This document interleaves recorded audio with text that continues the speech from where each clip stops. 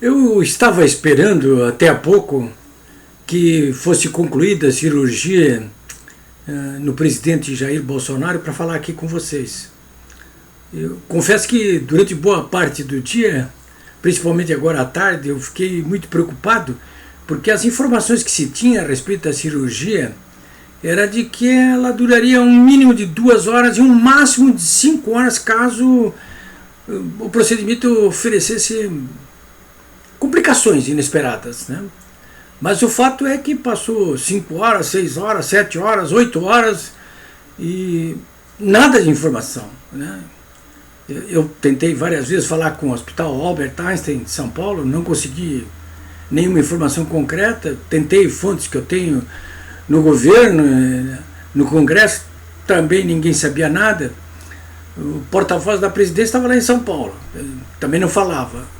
Os filhos do Bolsonaro, que usam e abusam das redes sociais, estavam absolutamente calados. E a grande mídia, os blogs até, mesmo sites, mesmo dos anti-bolsonaristas, né, esses também estavam todos calados. Eu comecei a ficar preocupado, falei com alguns médicos que eu conhecia, para perguntar se isso era comum, e eles achavam que não era motivo de maior preocupação, enfim, mas eu estava preocupado. Eu acho que vocês também deviam estar preocupados, né? Mas ainda bem que a cirurgia foi concluída e já dá para informar que foi tudo bem, né? Bom, eu queria conversar aqui com vocês propriamente não é sobre a cirurgia em si, mas sobre essa sucessão de eventos que eu posso chamar assim dramáticos que têm acontecido nos últimos meses aqui no Brasil, envolvendo quase sempre a figura do presidente Bolsonaro. Primeiro aquele atentado contra ele, lá em Minas Gerais, as suspeitas a respeito de uma conspiração envolvendo gente ligada até ao PSOL nesse atentado. Até agora a Polícia Federal não deixou pista nenhuma sobre as investigações que está fazendo a respeito de quem é que está pagando os advogados do agressor, do Adélio Bispo. Enfim, isso tudo continua ainda muito nebuloso. Eu até imaginava que com a posse do Bolsonaro, a Polícia Federal iria acelerar e agilizar muito e chegar a algum resultado, mas isso até agora não aconteceu. Mas enfim, são dias de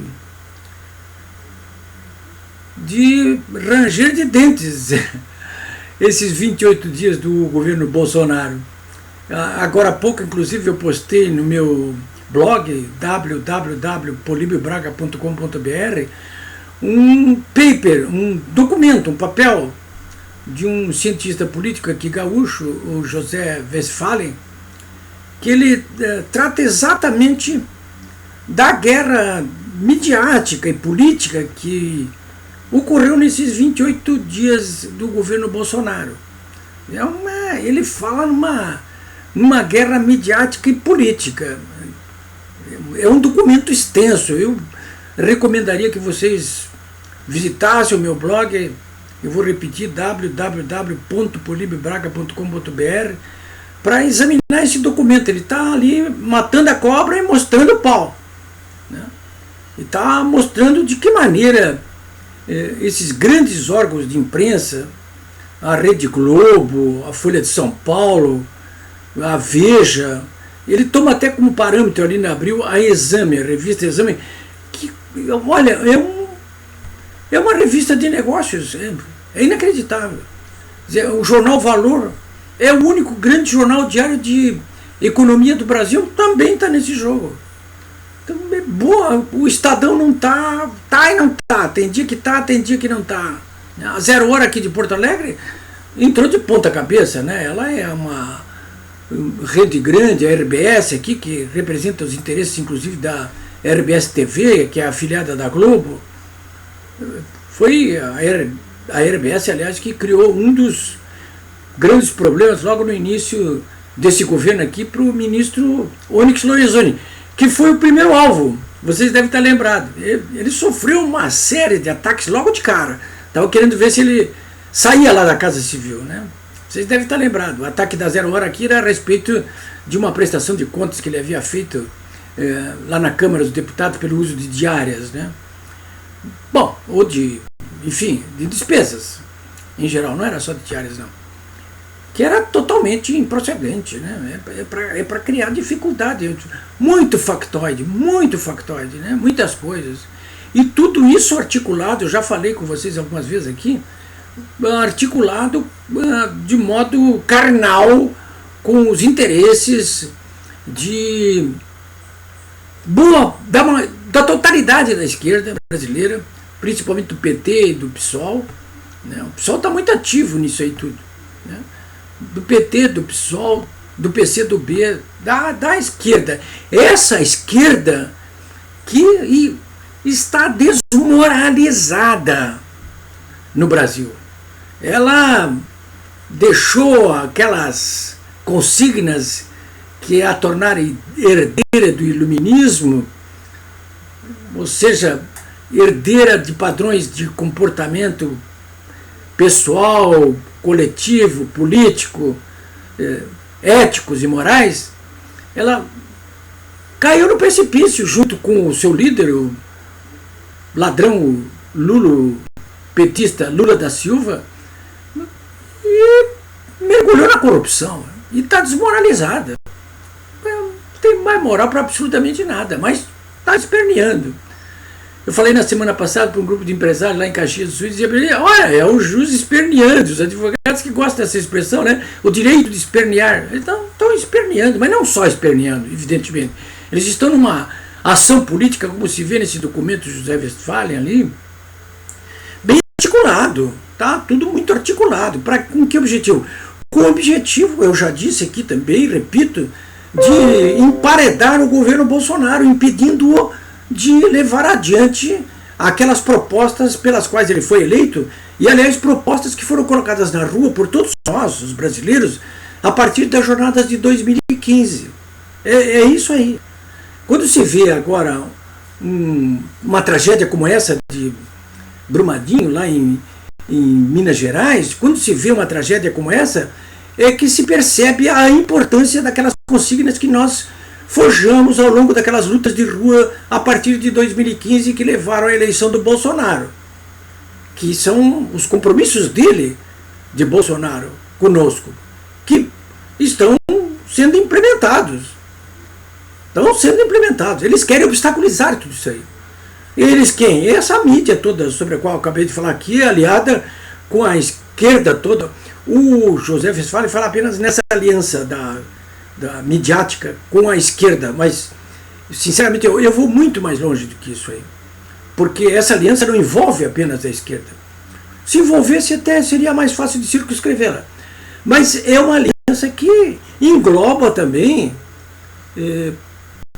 os grandes partidos políticos brasileiros. O Beto Richa, hoje ex-governador do Paraná, foi denunciado por duas ações diferentes pelo Ministério Público Federal do Paraná e por desvios que pode chegar à casa dos 35 bilhões de reais.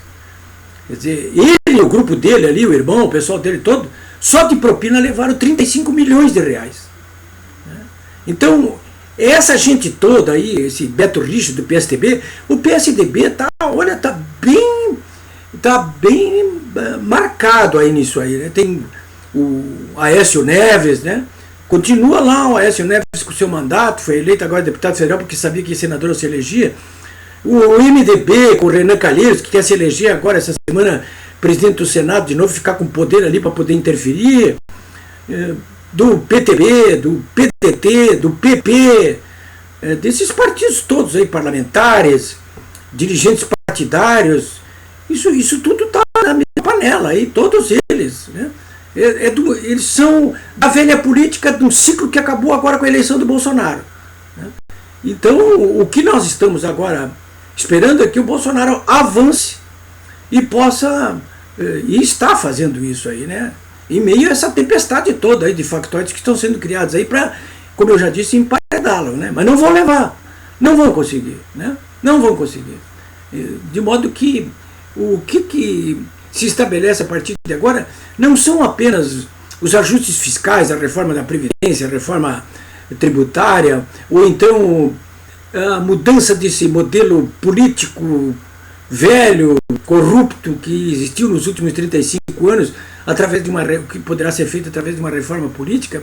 Não, eu não me refiro apenas a isso, mas sobretudo sobre esse grande guarda-chuva que é o restabelecimento, através da eleição do Bolsonaro e do seu governo, dos princípios da autoridade e da moralidade. Né?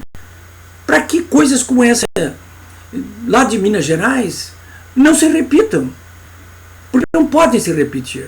O que nós todos desejamos, ao fim e ao cabo, é que se estabeleçam padrões aqui, não apenas no setor público, mas também privado, padrões de... Já se disse isso nas jornadas de 2015. Padrões de...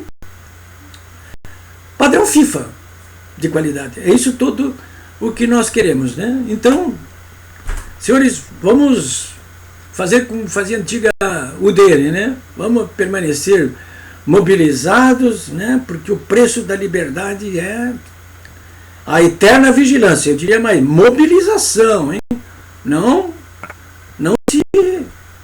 Não se espraiem demais aí, né? Não se disperse. Vamos ficar. E não vacile, não vacile. Essa gente não merece isso.